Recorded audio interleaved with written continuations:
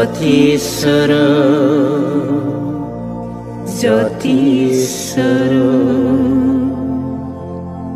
दानिया जोङो बयबो बुजिलायदो दा शिबनारायण परमहंस आफाया मा बुंदों अर्धमात्रा चन्द्रमा ज्योति शिव बा जिब ओमकार नै बारे बारे चन्द्रमा ज्योतिखौ खोन्थागासिनो दङ बे अर्धमात्राया जाहैबाय मा होनदों शिव बा जिब जिबखौसो खोन्थाबाय थादों बे अखाफोर थानायखाय जिबसो होनबाय थादों आं दहाय सिगाङाव बुंदोंना कालिमाता जाबाय जों मा बेखौ मोनबासो जोङो जायो बे कालिमाता माने जोंमाखौ जों मोनथारनांगोन दा थांखिया बेसोमोन दा बेवहाय जोङो बे सिंगेल बेखौ बुजायनाय जादों बावहाय जिबनिल' आलासना फैगासिनो दं ओंखायनो दा बे नैबे दहाय जोङो सानजोंमा दंदेरोमोन नैबे कालिमातायाव बे जाबाय सानजोंमा कालिमाताया ओमफ्राय गाहायनि गासिन जानाया जाबाय जिब जोंखौ गालांगासिनो दं आरो गाबायानो थागोन बियो बे पन्चतत्वखौ गालांबाय थागोन पन्चतत्वआनो शिब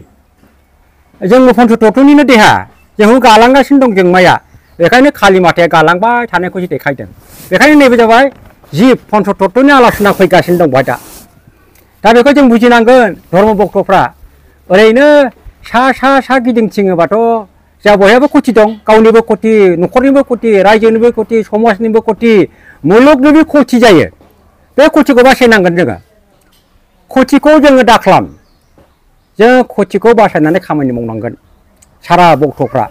आं दहाय खावलायदों हिंदू मुसलमान ख्रिस्टान ऋषि मुनि मौलवी पादुरी पण्डित प्रभृति मनुष्यगण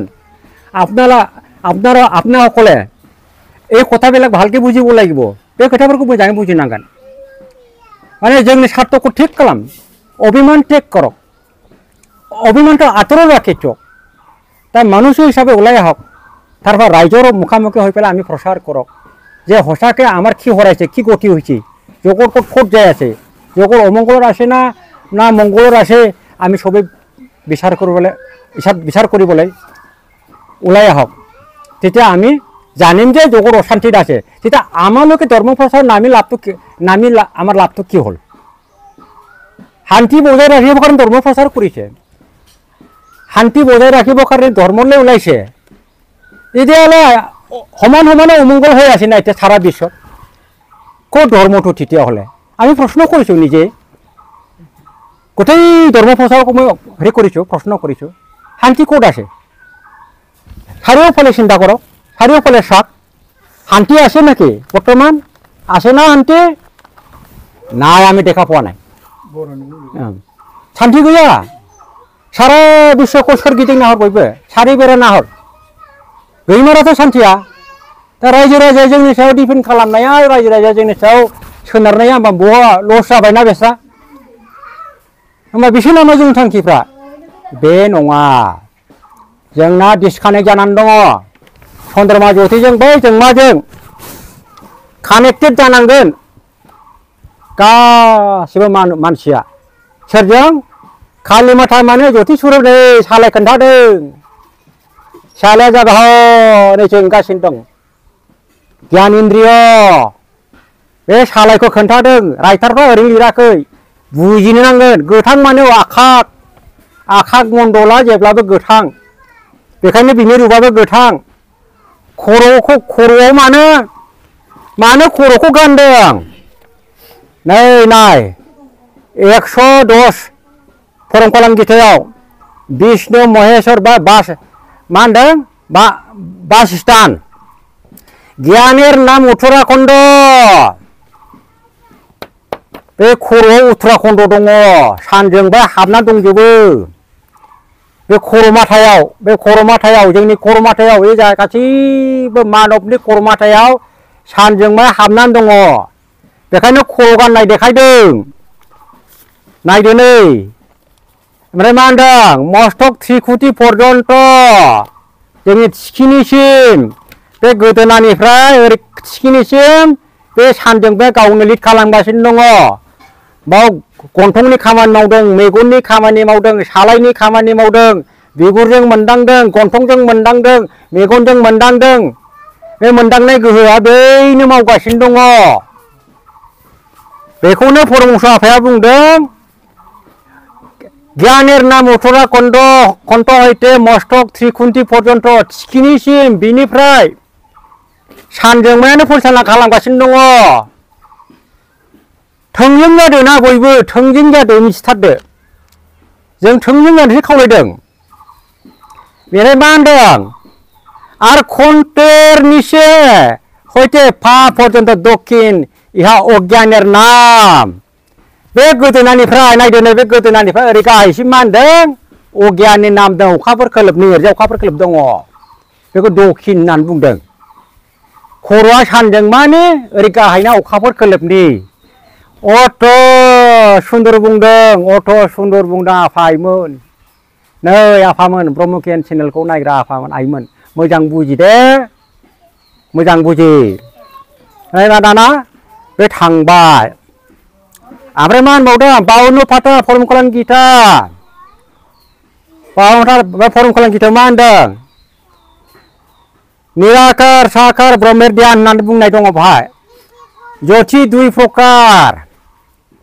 ज्योतिया मोननै रोखोमनि मोननै आयदानि होनना बुंदों परम ज्योति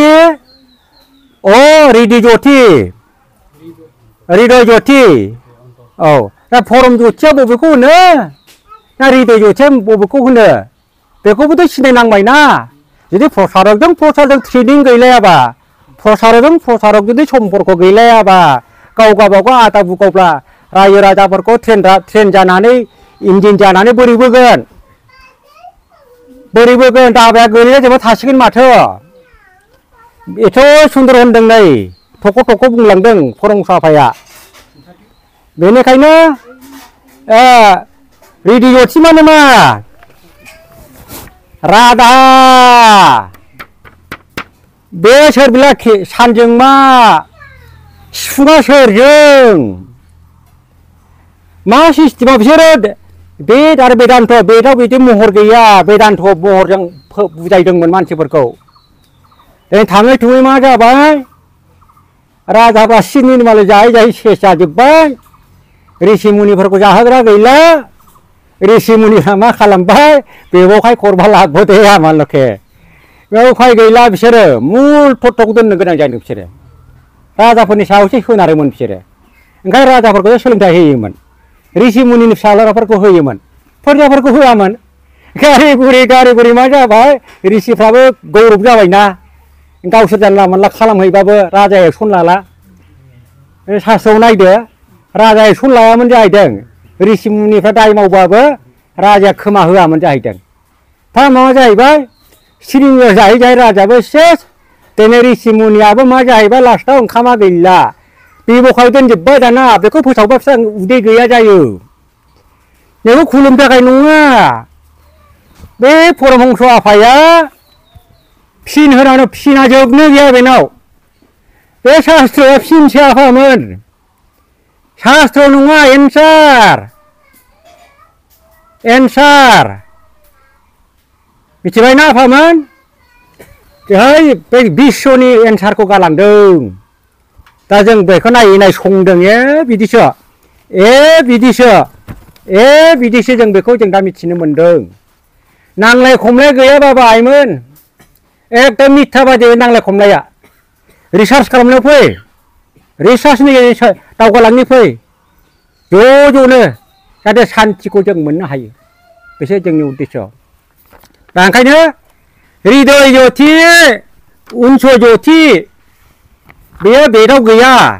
बेदान्थ'आव दंजोबो नैथि बिजाबाव दं बेदाव खालि जोंमाल' दं दा उफाय गैया बे फट'खौ जों बुजिफिननांगौ जाहैदों बेदाव गैयामोन बेदान्थ'आव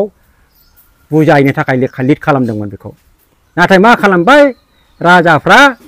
थैजोबलांबाय शिबनि नामखौ जायै ऋषि मुनिफ्राबो दाना आखाइ बायजानाय बायदि जाबायना ओंखाम गैला बेफोरखौनो फोरजाफोरखौ खुलुमहोनानै बेबखाय खालामनानै थानो गोनां जाहैदों खोथाया सेस बेखिनियावनो बेखिनि खोथाया आरोखि बेनिखायनो दा बिनि खोथाया बेखिनियावनो